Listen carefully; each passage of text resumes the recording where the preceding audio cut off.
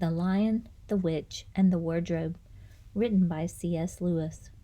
The Chronicles of Narnia. Open the door and enter a new world.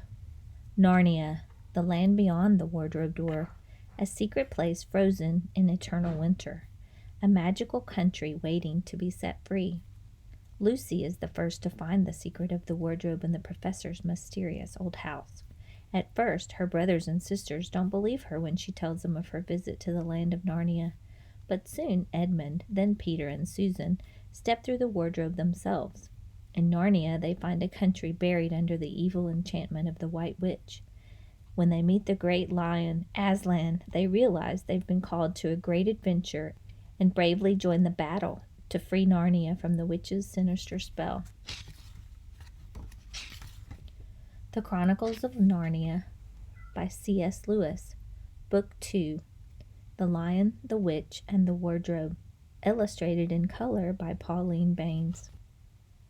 Narrated by Allison, Davidson. Chapter 1. Lucy looks into a wardrobe. Once there were 4 children whose names were Peter, Susan, Edmund, and Lucy. This story is about something that happened to them when they were sent away from London during the war because of the air raids. They were sent to the house of an old professor who lived in the heart of the country, 10 miles from the nearest railway station and 2 miles from the nearest post office.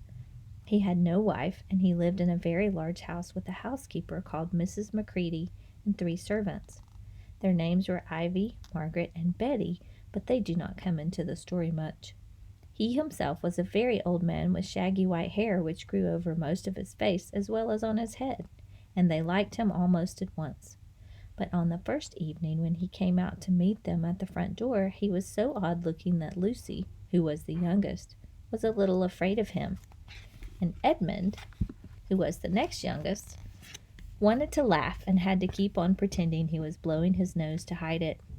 As soon as they had said good night to the professor and gone upstairs on the first night, the boys came into the girls' room and they all talked it over. "We've fallen on our feet, and no mistake," said Peter. "This is going to be perfectly splendid. That old chap will let us do anything we like." "I think he's an old dear," said Susan. "Oh, come off it," said Edmund, who was tired and pretending not to be tired, which always made him bad-tempered. "Don't go on talking like that." "Like what?" said Susan. "And anyway, it's time you were in bed." "Trying to talk like mother," said Edmund. "And who are you to say when I'm to go to bed? Go to bed yourself." "Hadn't we all better go to bed?" said Lucy. "There's sure to be a row if we're heard talking here." "No, there won't," said Peter. "I tell you, this is the sort of house where no one's going to mind what we do. Anyway, they won't hear us. It's about 10 minutes' walk from here down to the dining room, and any amount of stairs and passages in between." "What's that noise?" said Lucy suddenly. It was a far larger house than she had ever been in before, and the thought of all those long passages and rows of doors leading into empty rooms was beginning to make her feel a little creepy. "It's only a bird, silly," said Edmund. "It's an owl," said Peter. "This is going to be a wonderful place for birds. I shall go to bed now. I say, let's go and explore tomorrow. You might find anything in a place like this. Did you see those mountains as we came along? And the woods? There might be eagles. There might be stags. There'll be hawks." "Badgers," said Lucy. "Foxes," said Edmund. "Rabbits," said Susan. But when next morning came, there was a steady rain falling, so thick that when you looked out the window you could see neither the mountains nor the woods, nor even the stream in the garden. "Of course it would be raining," said Edmund. They had just finished their breakfast with the professor and were upstairs in the room he had set apart for them, a long, low room with 2 windows looking out in one direction and 2 in another. "Do stop grumbling, Ed," said Susan. 10 to 1 it'll clear up in an hour or so, and in the meantime we're pretty well off. There's a wireless and lots of books." "Not for me," said Peter. "I'm going to explore the house." Everyone agreed to this, and this is how the adventures began. It was the sort of house that you never seemed to come to the end of, and it was full of unexpected places. The first few doors they tried led only into spare bedrooms, as everyone had expected that they would, but soon they came to a very long room full of pictures, and they found a suit of armor, and after that was a room all hung with green, with a harp in one of the corners. And then came 3 steps down and 5 steps up, and then a kind of little upstairs hall and a door that led out to a balcony, and then a whole series of rooms that led into each other and were lined with books, most of them very old books, and some bigger than a Bible in a church. And shortly after that they looked into a room that was quite empty except for one big wardrobe, the sort that had the looking-glass in the door. There was nothing else in the room, all except a dead blue bottle on the windowsill. "Nothing there," said Peter, and they all trooped out again, all except Lucy. She stayed behind because she thought it would be worth a while trying the door of the wardrobe, even though she felt almost sure that it would be locked. To her surprise, it opened quite easily, and 2 mothballs dropped out. Looking into the inside, she saw several coats hanging there, mostly long fur coats. There was nothing Lucy liked so much as the smell and feel of fur. She immediately stepped into the wardrobe and got in among the coats and rubbed her face against them, leaving the door open, of course, because she knew that it was very foolish to shut oneself into any wardrobe.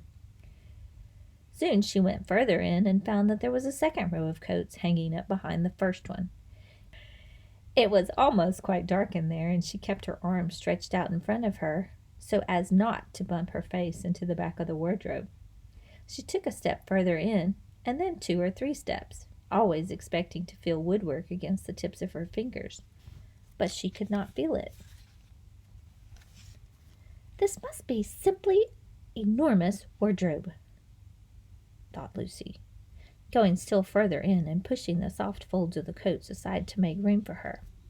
Then she noticed that there was something crunching under her feet.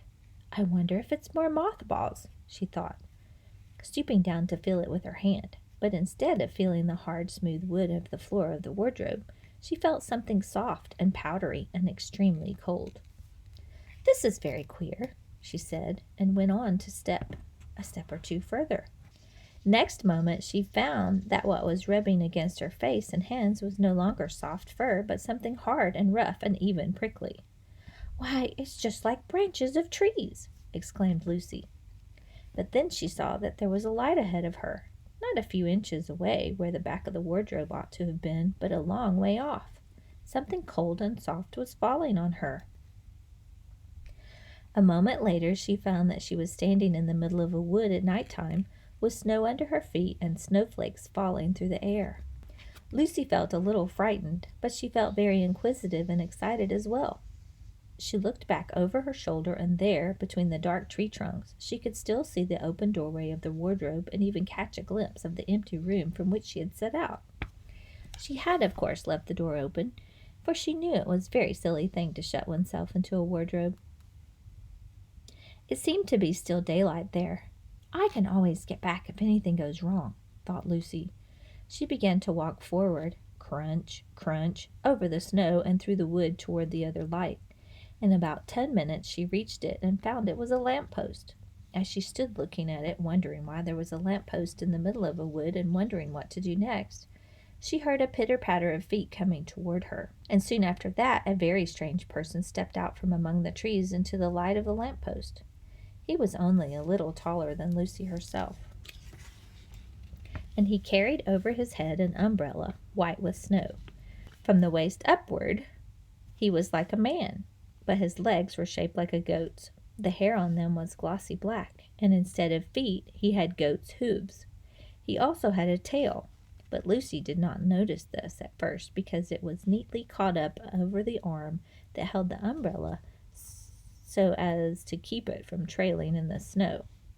He had a red woolen muffler around his neck, and his skin was rather reddish too. He had a strange but pleasant little face, with short pointed beard and curly hair, and out of the hair there stuck 2 horns, one on each side of his forehead.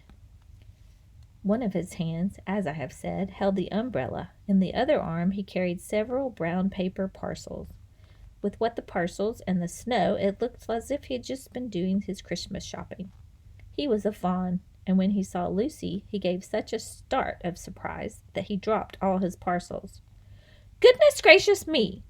exclaimed the fawn. Join us for Chapter 2, What Lucy Found There, The Lion, the Witch, and the Wardrobe. Narrated by Allison Davidson.